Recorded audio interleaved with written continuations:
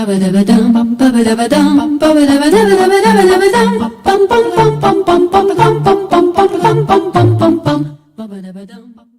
very pleasant good morning, good afternoon, and good evening.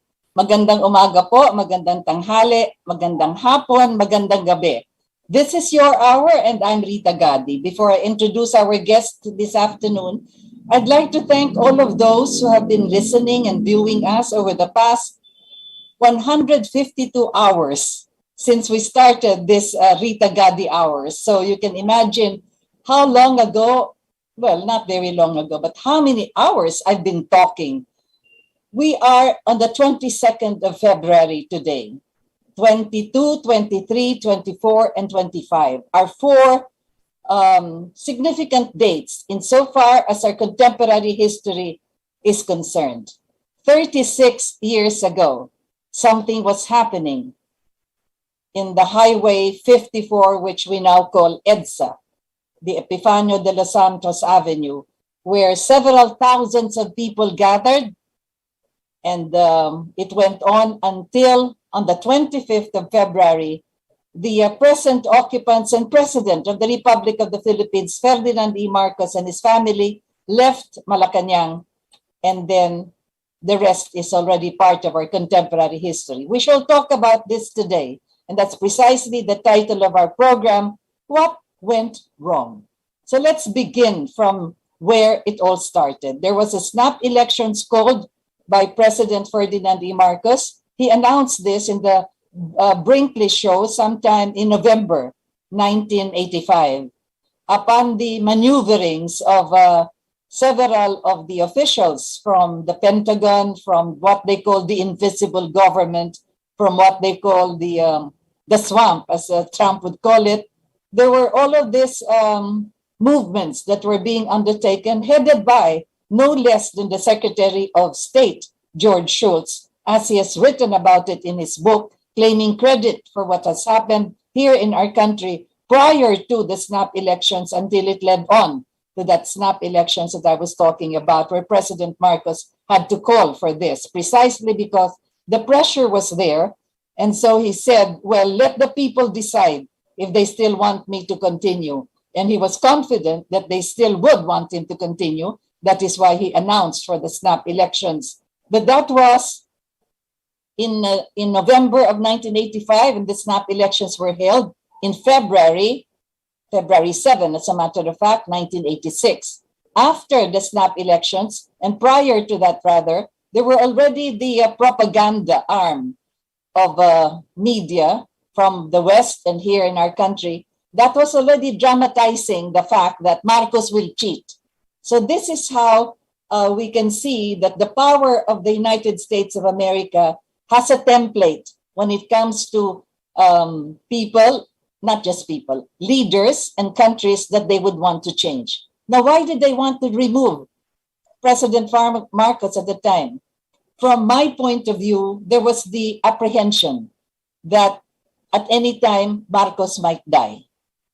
And they are also concerned with the two American bases, the biggest military bases outside of the mainland, who would be able to preserve that for them, because there will be the termination of those bases by 1992, as President Marcos himself has declared that from 99 years, he reduced it to 25 years to be reviewed every 5 years. And so the 25 years period would have ended in 1992.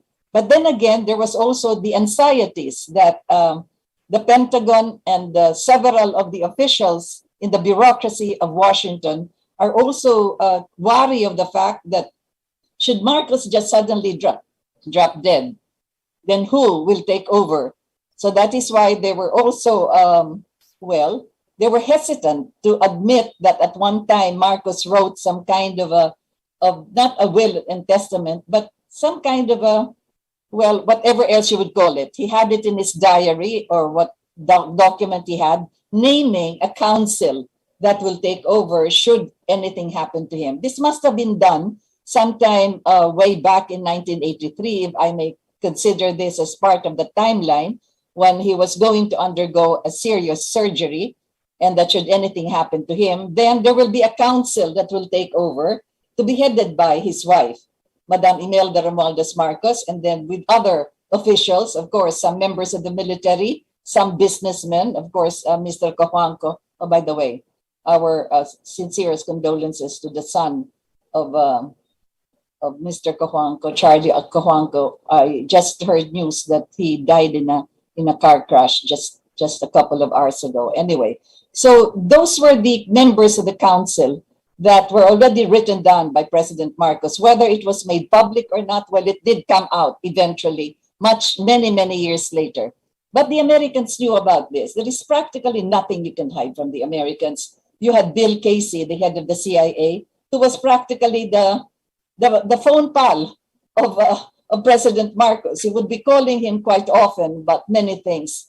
And so that was also the reason why there was a lot of pressure on President Marcos to call for that snap election. So just to shorten that story, snap elections were held February 7, and then there was the counting, and then he took his oath of office as soon as he was proclaimed by Parliament, which is the constitutional body that does the national canvassing and does the counting. Now, my partner for this afternoon, as always in the past several afternoons, was there in Parliament when the canvassing was going on. And he was the lone member of the opposition that stood there to oppose any of the results of the Board of Canvassers that he did not quite agree with or that he would want to question much later on. As a matter of fact, he was stood beside the Speaker Nicanor Iniguez, who was then presiding over the assembly. Remember, at the time, we already had the Parliament, and this person that I'm talking about was a member of the Parliament, an oppositionist against Marcos, and as a matter of fact, he was the only one who stood there all throughout the canvassing. So without much ado, I'd like to welcome my good friend now, after so many years, but he was already my friend even then, who was there at the canvassing of the votes and in the proclamation afterwards, and then the many days and weeks thereafter until we talk about February 22, 23, 24, and 25. So I'd like to welcome one of the finest minds that you could ever find in our contemporary history, and a man whose knowledge of political history and political good sense has remained as our guidance throughout these years. My good friend, HOMOBONO ADAZA from Cagayan de Oro. Good afternoon, Bono. Rita Gadi, my friend. Thank you very much. Yes, thank you for joining again. We are both from Mindanao. Pleasure to be here. Yes, I'm from North Especially on EDSA and the canvassing of votes in the Batasang. Tell us briefly what was happening then. Why you had to stand beside Speaker Iniguez to question and to put an asterisk on several returns coming from the canvassing of votes. This is actually what happened, Rita. We were 59 opposition members of Parliament. The minority floor leader, who was our leader, former Speaker Laurel, called all of us and said, we have to walk out before the canvassing. So I said, Mr. Speaker, I respect your views. You walk out before the canvassing of the votes. But as far as I'm concerned, this is a matter which is a decision of conscience. And being a decision of conscience, I will participate in the canvassing. Because you claim that we won the elections. How will the world and this country know that we won the elections unless we participate in the canvassing? So, Ronyo, Secretary Ronyo of the DILG and Deputy Prime Minister went to me. Pare, how can we bring the opposition back to the canvassing, to the floor? I said, there's only one thing that can bring them to the floor. There should be untrammeled domestic and international press, radio, and television coverage. Siya, pare, I cannot make that decision. I'll have to go to Malacanang and talk to the president whether he's willing to do that. Okay. Wait for me, pare. I'll wait for you. In 2 hours. In 2 hours, Ronyo came back and said, the president agrees that there will be untrammeled coverage of the canvassing, both by local and international media. So, since I had the game plan, I was telling myself, this is a great moment for me and for the country. So I went to Speaker Iniguez, Speaker Laurel, and told him, the president is willing for untrammeled coverage. Why don't we participate? You're all right, we participate, but since you're the proponent, you will be the one at the head of the panel. You're all right, I don't mind. No, actually, I really was not the head of the panel. There were 3 people representing Visayas, Mindanao, and Luzon. The majority had 3 people. We in the minority had also 3. I was not the principal representative from Mindanao in the panel. It was my friend, Nene Pimentel. But unfortunately for Nene, he didn't show up. And the 2 others did not show up on the first day of the canvassing. So I was the only representative of the opposition to be there. Oh, okay. Started the canvassing. And I argued that the election returns in many places are not genuine. You know, as we went on, after a day, Luis Villaforte, who was representative from Luzon, told me, Bon, I regret why I did not appear on the first day. By God, you got a lot of coverage. Well, that's your fault. I'm sorry. But none of them stood up on the floor. And one evening, the guy from Mindanao, from Davao, Nonoy Garcia, was standing on the floor. It's about 11 o'clock in the evening. He said, Mr. Speaker, there's only one person from the opposition who opposes the proclamation of the president. Only one out of 59. So I said, no, it's not only me. There are 2 others on the floor, but sleeping. MP Fernan and MP Mercado. So we are 3, not 1. So we proceeded. You know, Rita, as the canvassing went on, NAMFREL, headed by Joe Concepcion, was only tabulating the results coming from the Batasang. So I rushed to Green Hills at LaSalle. And I said, Joe, I would like to talk to you. And then Joe told me, no, we should talk here. We should talk in a room. No, I don't like to talk with you in the room. Let's talk here so that people will not suspect that I have a message for you. I said, what's the message? Stop the NAMFREL count. Because if you continue tabulating the result on the Batasang, you will proclaim Ferdinand Marcos, and what will happen to me? He said, but who will stop it? You are the chairman, you stop it. And Joe, fortunately, he stopped the NAMFREL count. So I had a free way of arguing that Cory Aquino won the elections by citing several cases. For instance, I'll cite 3, not just 2 cases. While Tawi-Tawi was still canvassing the results, there were already results from Tawi-Tawi in the Batasang. So I said, Mr. Speaker, the turtles of Tawi-Tawi must be armed with jet now, because why are they here? They're still canvassing the results. And here, there is already the results of Tawi-Tawi. And then the other is Isabela. The last town to report was about 6,000 votes. What we counted is Cory lost to the president by 6,000 votes. So I told Johnny Enrile, Johnny, what's the matter with you? So why? What's the matter with me?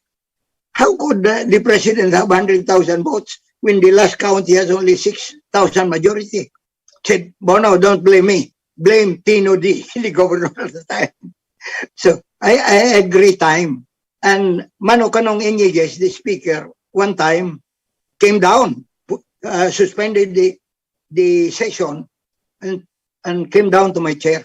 Bono, are you determined to kill me? Why? I'm just doing my job. Mano Kanong, at the rate you're going, you'll really end up killing me. And in Cebuano, ha? Pat yun, kung mamatay ako, if I die, kalag-kalagon ta ka, mubalik ako. Without his knowledge and mine, when he came back to his residence, his grandson said, Grandpa, are you serious that you will really kalag-kalag member of parliament ADAZA? Who told you that? Well, you are in television telling him to stop what he's doing. Then were the Bono, days. anyway, okay, so that was what was happening then. I was Yes. there too during those several days. I Right, was covering right. you, I was covering the canvassing. But what happened in the end was Marcos was proclaimed the winner, Yes. right? Yes. Correct. And then shortly afterwards, I think in the evening, after his proclamation was submitted to President Marcos as the incumbent and then also as the candidate that won, he took his oath of office with Chief Justice Aquino. So that was what happened, although he took another oath of office in front of the crowd that gathered in Malacanang the day that they were supposed to have left anyway. So that was it. And the reason why, yes. Cory also was taking her oath at Club Yes, Filipino. at Club Filipino. We will get to that. But what is important here, Bono, is to remind all of those, excuse me, who are listening to us and perhaps watching us all over the world, plus that big crowd that accompanies caravans all over, whether it is for Marcos Jr. or for all the other candidates. These are the young people. These are those who are so enthusiastically rallying behind the candidates.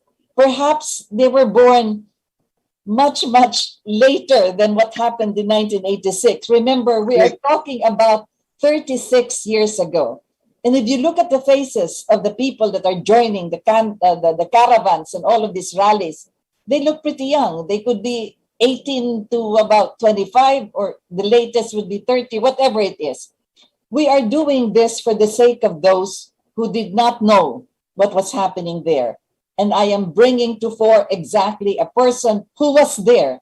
Both of us were there. I was covering this for television, the government television channel, as it is. As Bona said, together with what Marcos allowed for the coverage, both the international and foreign media, and of course, all television networks that were controlled by the oligarchs at the time. Marcos did not control any of those television stations or radio stations, except for the government channel, which I was actually doing the coverage for. So Bono and I were there.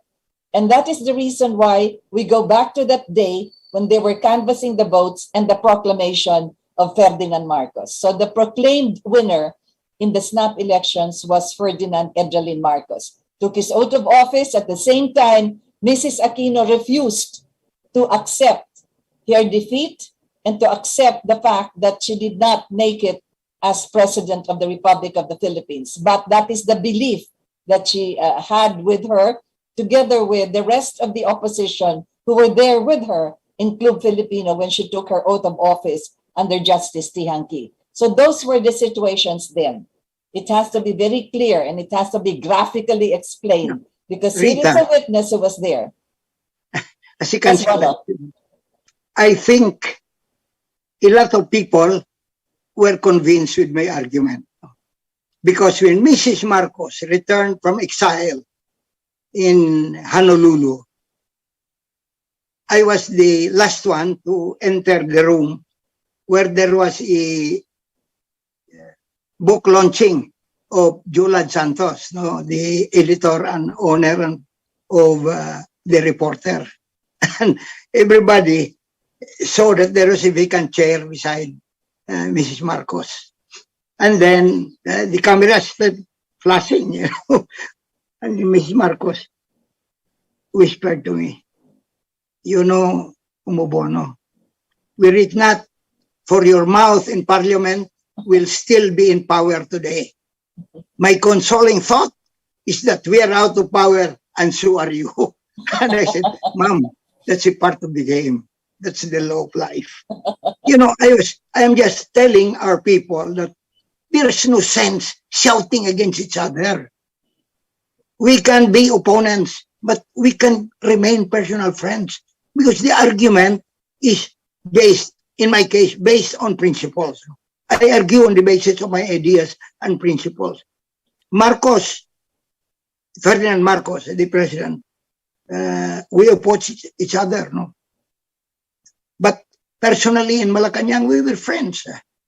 He was trying to persuade me to join him, and I also kindly refused to join him because it will affect my character and my honor, no? But, you know, in hindsight, Rita, no, I would say how I wish I would have joined him in the last few months before the end of the regime. Why? Why? No, I wrote a book, the first book that I've written, other than my book of speeches, because my book of speeches were about 5 of them, 4 during the time of President Marcos and 1 during the time of Cory. But the first book I've written, published in America and here, Leaders from Marcos to Arroyo. In that book, I said categorically that the best president of this country from Marcos to Arroyo is Ferdinand Marcos. A lot of people are asking, what's the matter with you? Why do you say that Marcos is the president? We have certain parameters and we have to talk to history. Before, we were opponents. But now, I have to tell the real story about who is the best president. Why? The man is brilliant, number 1. Number 2, he has a vision of the country. He has a vision of the country in the new society. I should know. I was 1 of 2 elected opposition governors out of 73 provinces at the time. And I implemented the programs, and they're questioning me, a lot of people. Why do you go to Malacanang? Why do you implement the program, Marcos? Look, guys, partisanship ends after the election. When the elections are over, if the program of government is good, we join and implement the program. If they are bad, we criticize the bad program.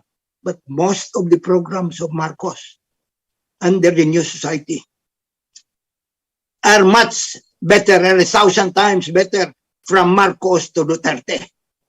You know, they are not even dirt in the fingernails of Ferdinand Marcos. I'm sorry for them, no?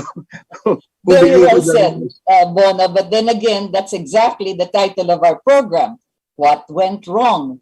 So what happened was they dramatized the fact that Cory should be the president. And so, as George Schultz himself has said in his book, she believed she won the elections. And so that is it. We had the president, Corazon Aquino, and there was this big celebration of EDSA saying that democracy was brought back, as though there were no 59 or 60 of you in the opposition in parliament during the time of President Marcos. If indeed he was a dictator and there was no democracy, you would have had no chance at all to be in the parliament.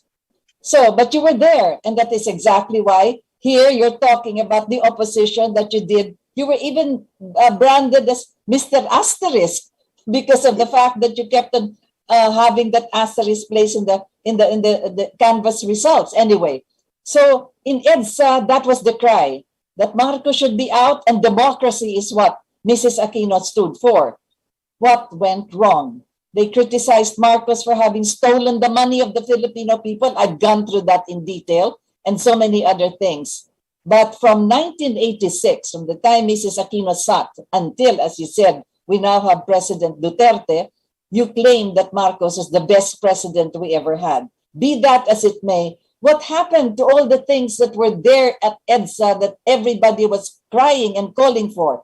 You had the big names then, big names of the politicians in the opposition. Now I see their names coming out in support of Mrs. Robredo. But then again, what have they done in the past 36 years? From the time that they stood in EDSA against Marcos to today that they're supporting Mrs. Robredo, what have they done in this past 36 years? What went wrong, Bono? Yeah, Rita, the problem started with two people. These two people would have had the great opportunity if they had dreamed dreams for the country, if they had a vision of the country. Who are the two pivotal people who could have changed the whole landscape? Doy Laurel, and Juan Ponce Enrile. When there was an attempt by President Aquino at the beginning to dissolve the parliament, I talked to Doy separately and to Janine. Said, why should we allow her to destroy the parliament? The intention here is supposed to be restoration of democracy. Destroying the parliament is not restoration of democracy. It's not. So Doy Laurel said, you know, Bono, it's difficult to fight a woman. It's difficult to fight a woman. I said, we're not fighting a woman. We're fighting an incumbent president. The gender has nothing to do with it, but that's his view. The same case with Ponce Enrile. I talked to him also because my plan really, Rita, was at the beginning, since I was the one appointed by UNIDO together with Cory to talk with Juan Ponce Enrile. Because this is what happened during the conference. I'll just interrupt you. For those who do not know what UNIDO is. UNIDO is United Democratic Opposition. Okay. The opposition party that united everything.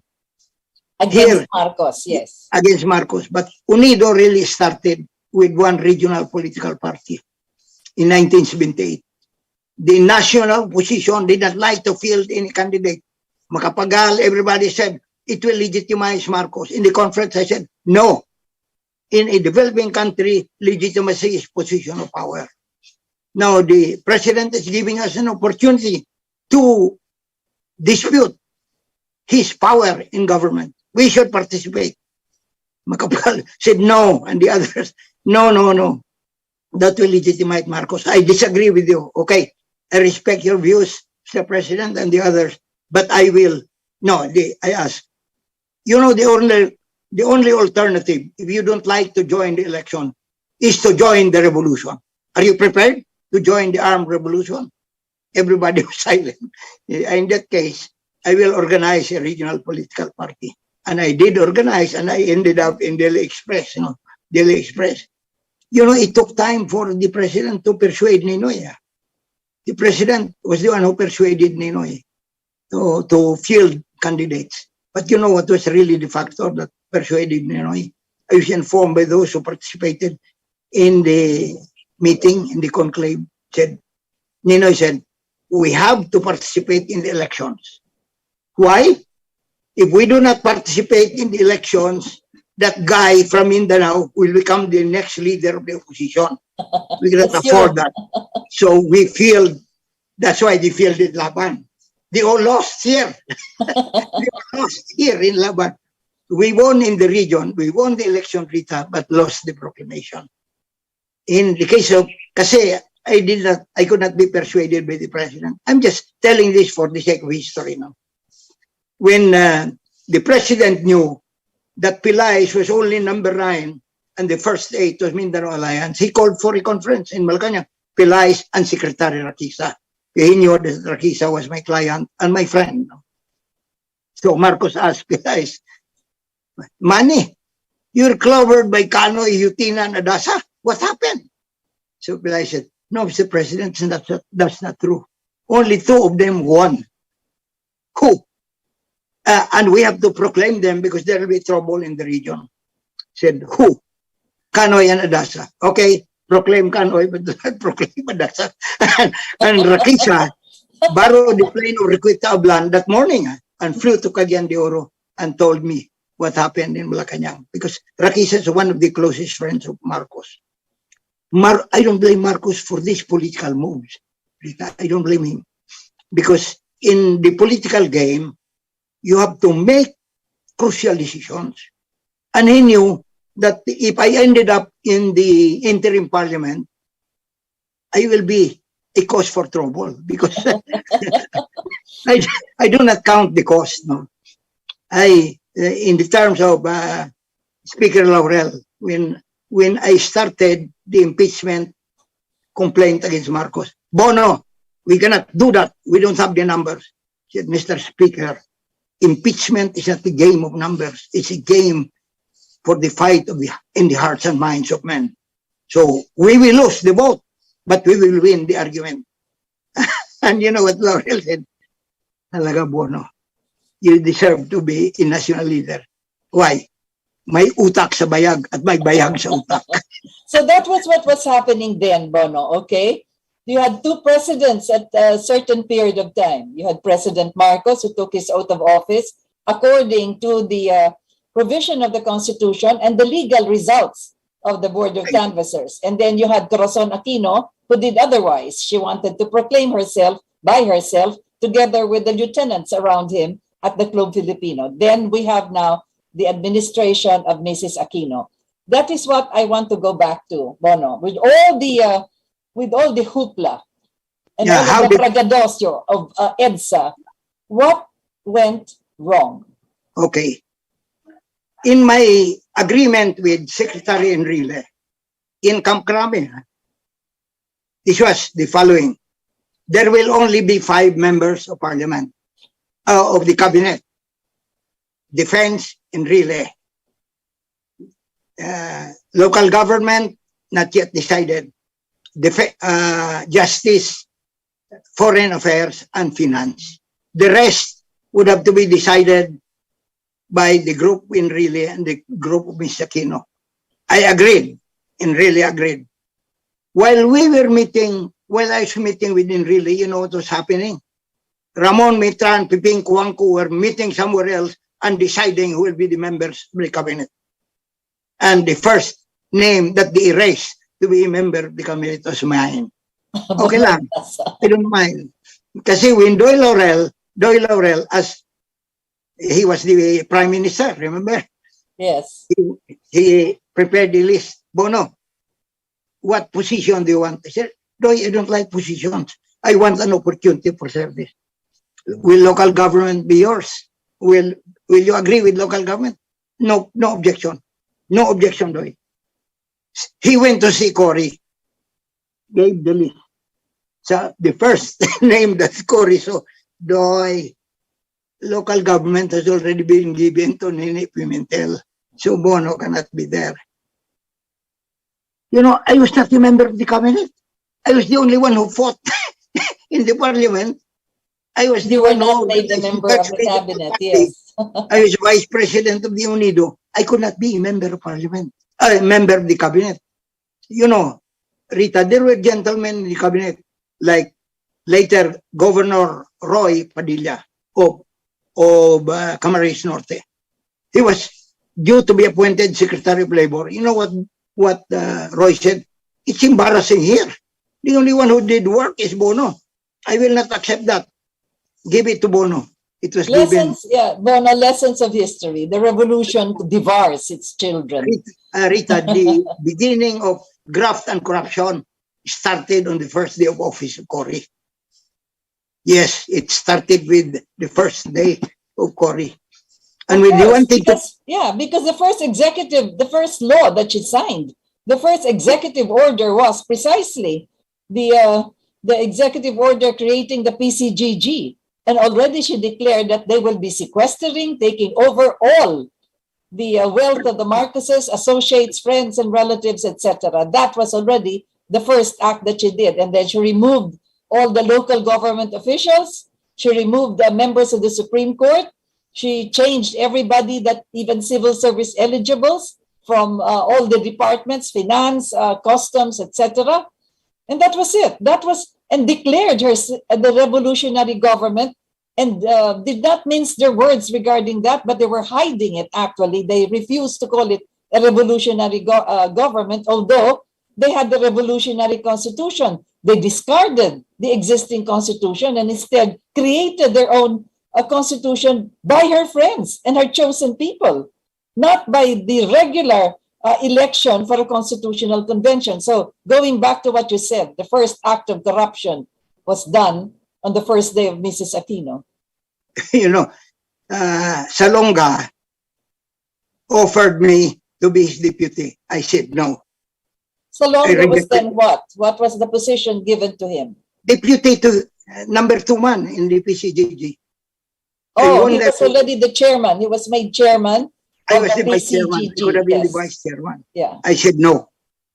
If I became the vice chairman, modesty aside, they'd have problems with me. They'll have to remove me. Yeah, they'll have problems with me. They'll have problems with me. You know, later, Rita, by way of flashback, I met with Danding in California. And Danding was telling me, you know, Bono, you had a revolutionary government. You and Cory committed a mistake.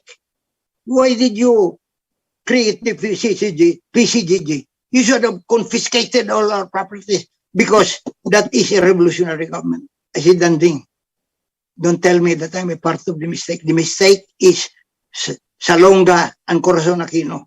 Because Danding, if I became the Secretary of Justice, I will exactly do what you want.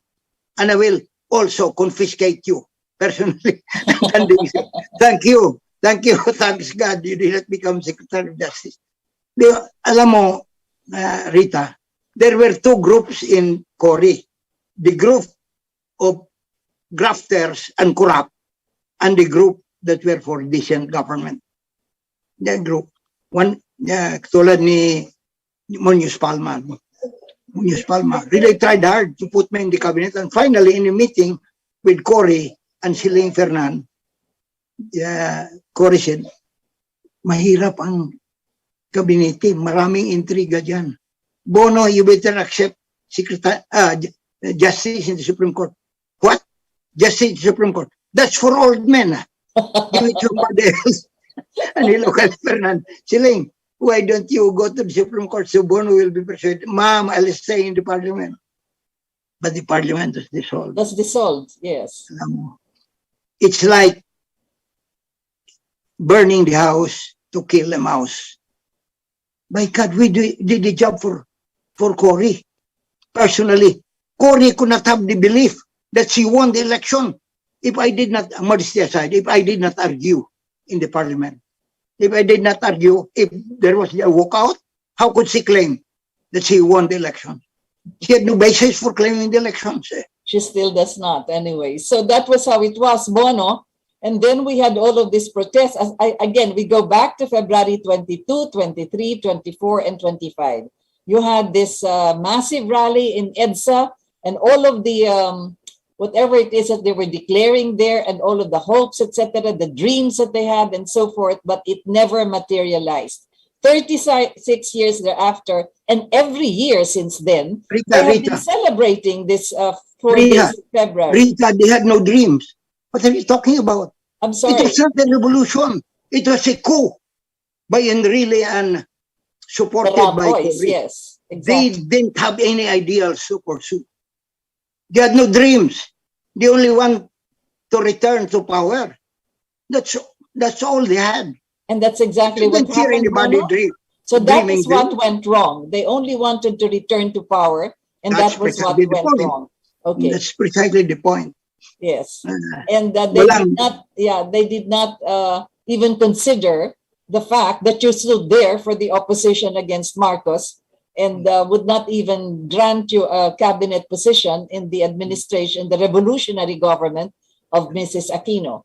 Well, I would just like to read portions of my diary at the time, because yes, you had your own experiences. I was doing the coverage of Malacanang at the time, and then suddenly I lost my job. And yes, because there was nothing formal. Your job, so did I. Yes, so did you. Anyway, And so what happened was, I'll just read this portion here. Yeah, Because please. a lot of people do not realize how the severity of the rage and anger of the Aquino government went all the way down to ordinary people like me, for instance. Try to consider, for instance, all of those that you're watching on television now, the broadcast journalists, and they're doing reports coming from wherever. Well, I was the sole reporter in Malacanang at the time of President Marcos. So this is what they did to me. You must remember that I had no other job except covering the office of the president, but the salary was not enough, Bono. So I had to get other consultancies from other offices. I had well, never mind my personal life, but it was difficult to raise three children schooling in exclusive schools. And so the salary from the National Media Production Center was not sufficient. Be that as it may, I was in the College of Law of the Sambeda College of Law at the time when this EDSA thing was happening, February 22 up to 25. And there were 8 instructors of the College of Law of Sambeda who wanted me expelled for the mere fact that I was covering President Marcos and the possibility that I would be involved in whatever ill-gotten wealth the Marcoses had. They did not even do a fine research of whether I was wealthy or whether I was connected with any of the cronyism that they were accusing Marcos of. Anyway, so you had their 8 instructors from the College of Law. One of them was brave enough to do this because his father got appointed to the Supreme Court, who was a law associate of Vice President Laurel. So he had the audacity. I'm sorry to use that word because it's a beautiful word, but he had the temerity to file for my expulsion from the College of Law of Sambeda because I did not deserve to graduate. That was what he said, being associated with Ferdinand Marcos. Not associated, but covering officially the office of the president. Okay. That was the first week of March, and our final exams for we were already I was already 4th year college, and it was the final exam for the 4th year of my law studies. There were no cases filed against me, either by the PCGG or any of the officials of the Cory administration. And those were the turbulent days for anyone associated with the Marcoses. Okay, this is in my diary.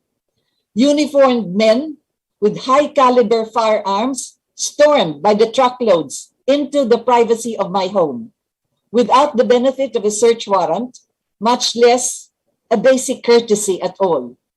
And they ravaged through every piece of household item in search of something or some things which, to this day, I would never know what they were searching for. People who campaigned for Cory Aquino, my neighbors, my tennis mates that I used to play tennis with, they would honk at our gate and shout at me with their invectives. The Secretary of Agriculture, Ramon Mitra, appeared on television saying that his office sequestered the fish ponds owned by my father in Palawan, not even realizing that these fish ponds were with my father 3 years before Marcos was even president. Marcos is president in 1966, and Mitra appeared on television that it was not political. But since it was in the name of Gadi, and my family name was Gadi, he sequestered this. And then they did not even, all he announced was there were violations, but he did not even give us a copy of what these violations were. And it would go on and on because my house was raided about 5 times. I don't know what they were looking for, but eventually I learned somehow that they were looking for Madam Marcos gold in my house. Can you imagine that? Anyway, I got married in a 1964 Mercedes-Benz. It's that old Mercedes-Benz where the dashboard was still in wood. And so that was even before Marcos is president. Well, they came into the house, they removed something from that Benz so that I will not be able to hide it. I've never hidden it, saying that that Benz was given to me by Marcos. My goodness, all of this. They had ID cards which was as big as a bond paper hanging from their necks, saying that they were authorized by Mrs. Aquino to storm into my residence and to search for ID. And this was going on, Bono, while I was in review class in San Beda. We had a review class in San Beda Auditorium. So can you imagine, I could hear the speaker announcing, Mrs. Rita Gadi, better rush to your home because your house is being raided, etc. That is on record.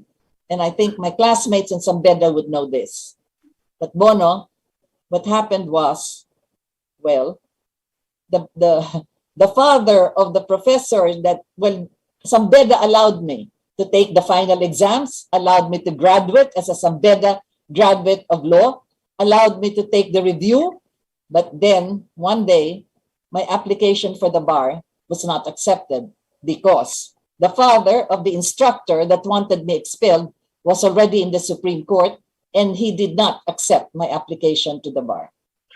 That is the brief history of what the Cory government did individually to a person like an ordinary broadcast journalist. And when I went to the Secretary of Justice, Cedfri Ordonez, who happens to be a province mate of my father, a family friend, a good friend, as a matter of fact, of our family, I went to him and requested why I am on hold order and why this all this persecution was going on. And he said, well, because every time you open your mouth, you pollute the atmosphere with the Marcos lies. I requested him to put it down on paper so that that would be at least a classic example from the Secretary of Justice. Be that as it may, that is the situation then. Well, Bono, 36 years after, because of social networking, you and I are here and we are able to speak, not because we want to revise history, but because we want to remind all of those who've been listening to us and those who refuse to listen to us and those who are actually out there in the streets rallying for other candidates and for Marcos Jr., for you to know and to understand what happened 36 years ago and why this February is still being commemorated up to this day. What went wrong, Bono? What went wrong after Marcos? Yeah. What went wrong? You know, Marcos introduced a vision for the country more than anybody else. No? And it's written in a book, The New Society. Every item is there of his vision of what the country should be. And when he became president, he tried hard to implement the vision. We had Masagana 99, where corn and rice were coming out from our ears, our nose, our eyes, and our mouth. And I had problems in Misamis Oriental because I had no warehouses. The corn and rice rotted. We were exporting rice and corn, Rita. And now we're importing rice and corn. Roads were constructed, and I did with the national government and USID to the tip of the mountains. Yeah, just to speak of roads, before Marcos became president, we had 55,534 kilometers of roads. In 1985, we had 161,000 kilometers of roads. Okay, Bono. I was one of those who constructed these roads. I constructed about, with the help of the national government, the USD, and I acknowledge it in the presence of governors of Mindanao. When President Marcos was telling me, the problem with you is you are behaving like a king. No, Mr. President. In every marker in any of my projects in Misamis Oriental, it says, this is a project of the people of Misamis Oriental with the help of the national government and USAID on the initiative of Governor HOMOBONO. It's only my initiative. It's only my initiative. So I'm not behaving like a king, Mr. President. And one of the reasons why I'm not behaving like I'm here to help in forging a solution to the drought in Mindanao. You know, vision, Marco, vision was the word you used, Bono. Let's expound on that. Which one? Vision was the word that you used, which we repeat to this day. Airports all over the country, roads all over the country, piers all over the country, and then new factories here in the Philippines, like the basic component for the production of steel is sinter, comes from iron. There's only one center plant here. Kobe built it, Philippine center plant, because that's the source of the Kobe steel. You know, even the infrastructures now, Rita, are the dreams of Ferdinand Marcos. Almost everywhere in the country. Now implementation because of the interruption of his term. And then reorientation of the Filipino. You know, they were blaming me, why you joined that? It is a good program. Reorient the Filipino. Infuse love of country, infuse discipline, and see to it that they become honest and truthful. That's what happened. And then I was opposition, but I had a chance to argue, not only with ministers of government, I had a chance to argue with the president. I'd go to Malacanang and I'm received because in effect, we were friends, you know.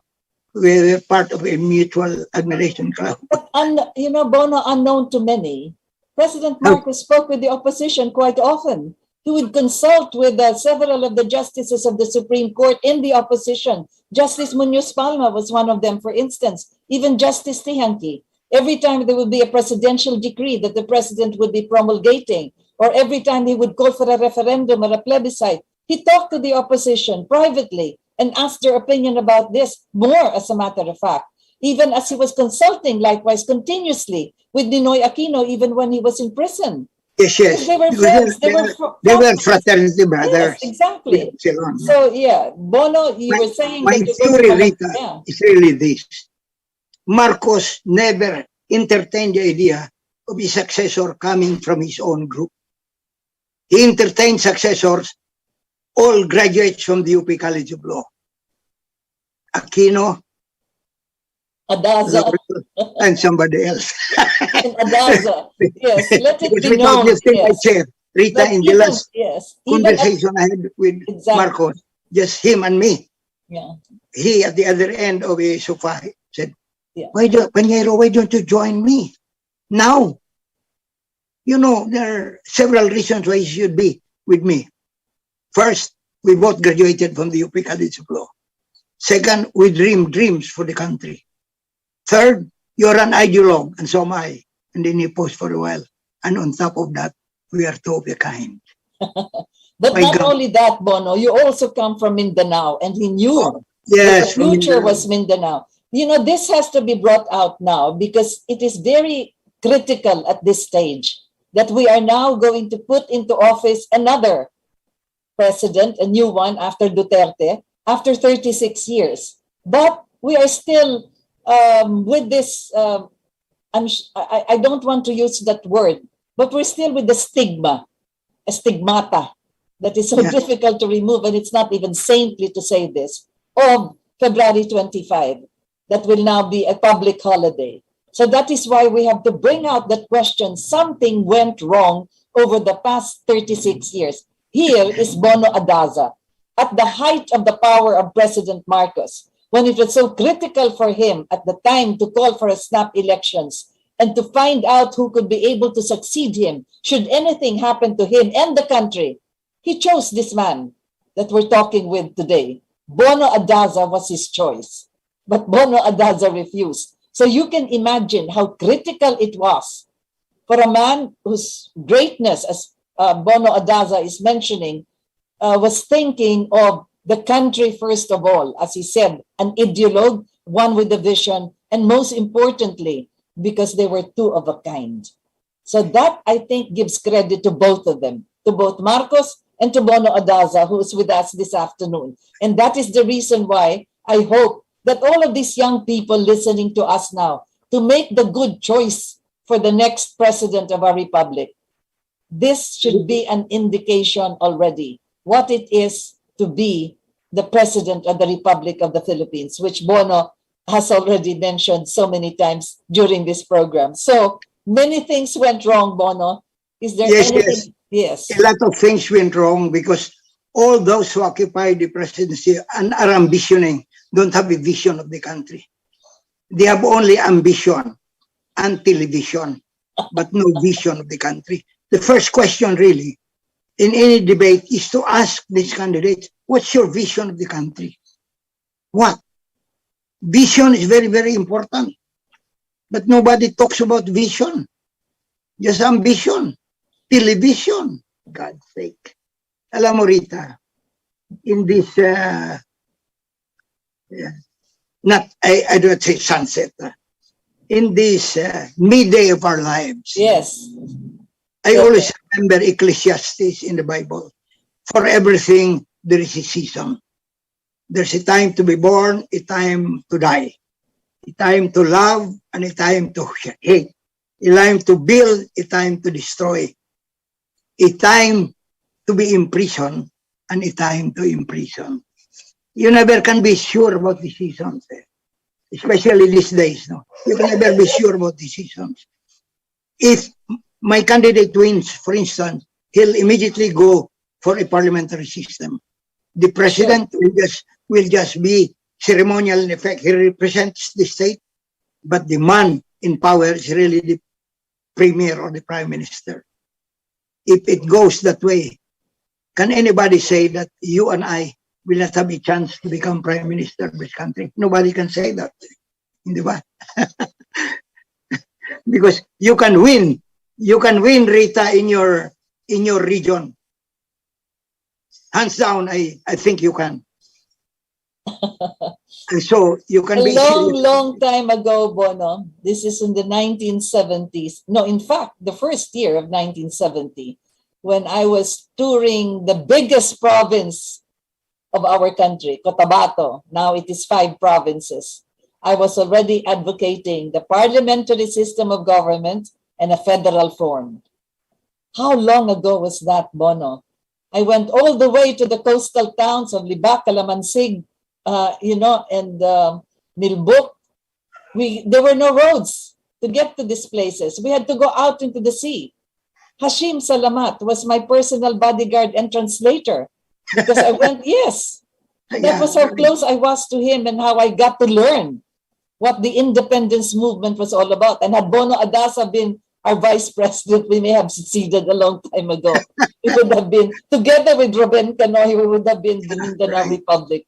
Be that as it may, we are from Mindanao, Bono.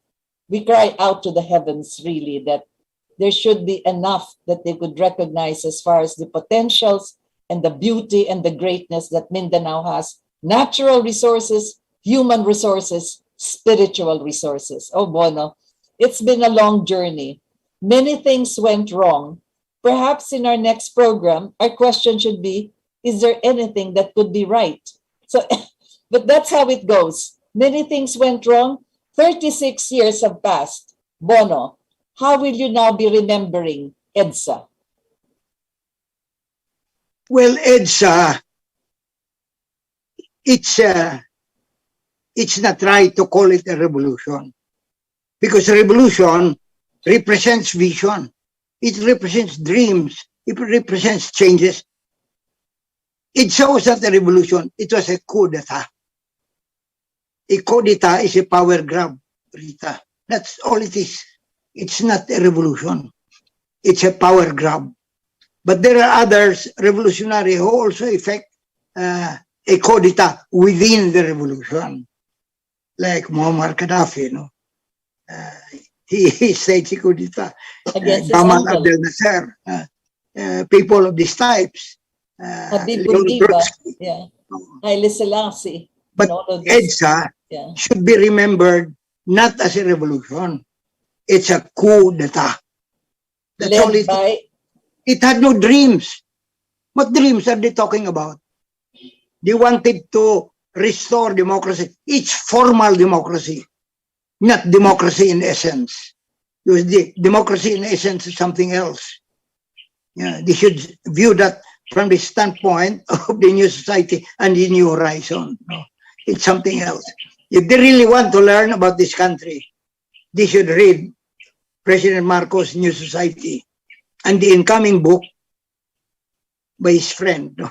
Bono ADAZA, yes. We shall have the book launching in this program, Bono, once you're done with it. So here we are, Bono ADAZA and myself. We are the historians of that time. So for Correct. those people around the world who are watching us, who may have lived already during the time, this is merely remembering what it was. For the young people who are out there in the streets, in the rallies, in these caravans, this is for you to listen carefully and find out what has happened over the past 36 years. Bono ADAZA has called this a threshold, really a threshold in our history. Let us pray that we are able to cross this threshold into that new horizon that my good friend Bono That's ADAZA. also my prayer, Rita. Indeed. So I'd like to thank you, Bono, for having joined us. Join us again next time It's always a pleasure. when we have other questions. And so here we are again at the end of our program, again with the prayer that our Lord will guide us through this end of the pandemic, we hope, and on to a new horizon. So thank you for having joined us. Thank you, Bono ADAZA, and thank you for Amen. all of us who are here on this day, still alive and still being able to smile in spite of what went wrong. God bless and take care. Let's stay safe.